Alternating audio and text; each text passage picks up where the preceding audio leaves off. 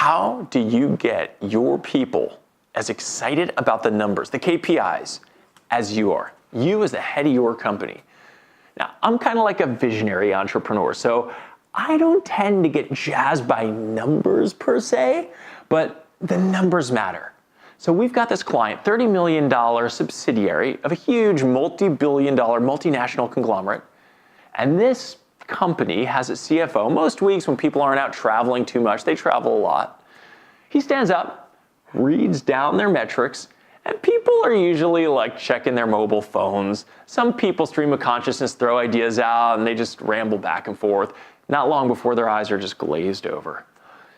We implemented our system with this company. If we fast forward a year and a half now, what's going on? They're tracking to do $80 million in sales this year. They are the #1 fastest growth company in the entire conglomerate. CEO of the conglomerate is looking to apply this system we implemented for them to the entire mix of companies.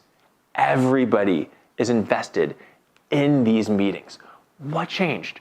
#1 thing, every single person has singular ownership of some very specific metric, and they share it every single week against its goal. So you got the head of ops, metric tons of production against the goal. Head of HR sharing her team's number of candidates they brought in for interviews that week against the goal, and so on and so forth around the whole team. Right, so what shifted? Well, now, instead of that CFO reading down some boring list of numbers, every single person has their butt on the line a heck of a lot more. But it's not just that piece of it. People want to succeed. And that thing of success eludes a lot of people. They don't feel successful a lot of the time. They don't feel the sense of having completed something. But once they've got that very specific metric, it all changes. They wake up in the morning, they march to work, they know what war they've got to triumph over and win in order to achieve success. And, by the way, this isn't just happening with the leadership team at that company.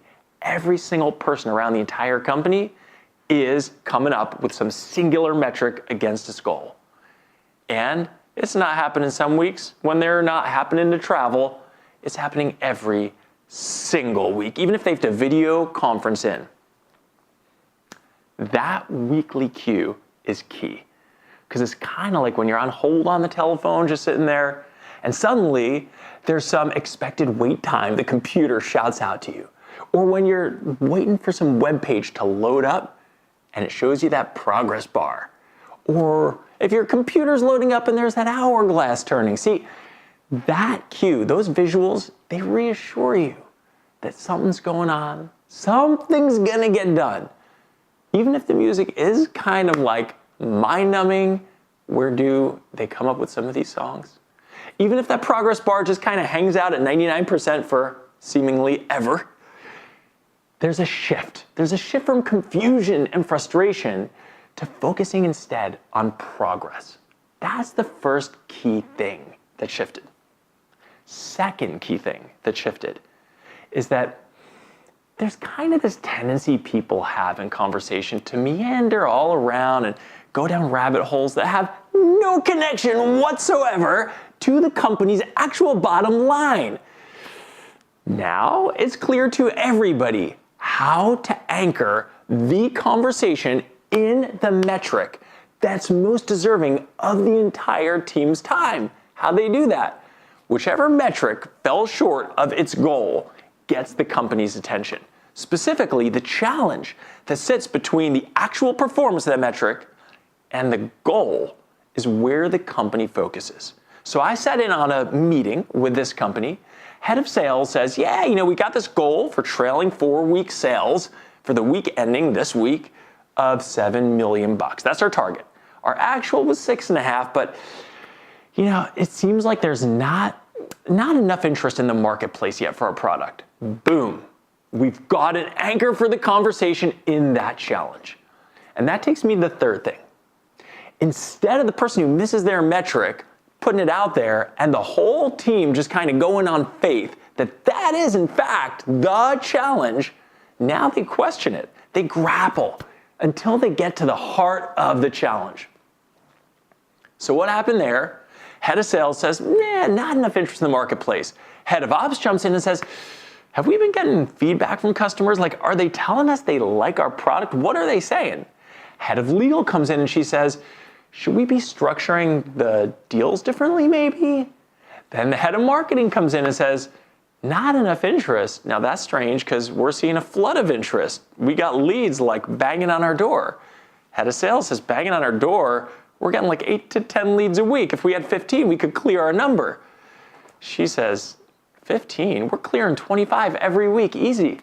He says, I don't know where those leads are. She busts open her computer, shows him the CRM. Boom, there they are. It was like watching two people in the dark where one's got the flashlight, one's got the batteries. They haven't talked to each other. So many people will do almost anything to avoid this painful task of coming together and thinking through issues. Thomas Jefferson said that. In fact, his exact words, I think, were, there is no expedient to which a man will not go to avoid the real labor of thinking. I had to memorize that before. Yes, a date I went on about 22 years ago. Did not intend to use that, but there you go. If you decide you want to give people this sense of ownership and success, I'm going to give you a little exercise, a little game to do that with. Inspired by my childhood hobby of card collecting, baseball cards. You're going to create your own card, if you're up for it, but that card, which you create for each team member, is going to have just one stat. That stat is the metric that best captures that person's contribution of value to the company. And once you've done that, come up with a target. That's bonus points. So if it's your head of ops, for example, maybe it's like number of widgets produced each week, and the target is like 50,000. And if you're feeling especially inspired, a little bit artistic, get the juices flowing, write, doodle a bit, make a picture of the person on the card. Here's the thing. Once you give the card to that person, let them know in no unclear terms it is their responsibility to become that player in that game. And the game is on.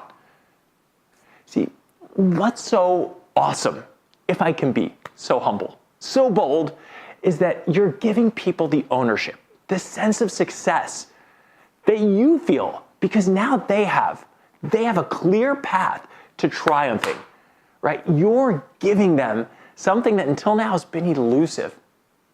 So if you are looking to stop bumping up against that annoying, frustrating ceiling and break through to the next level, I invite you to do this. And if you want to learn more about this particular tool around metrics or any of the other tools in our system, come visit us at helm.ceo or click on the link that you see. I'm Josh Klenoff, founder of The Helm. My team and I love doing anything we can to help you as entrepreneurs break through to the next level.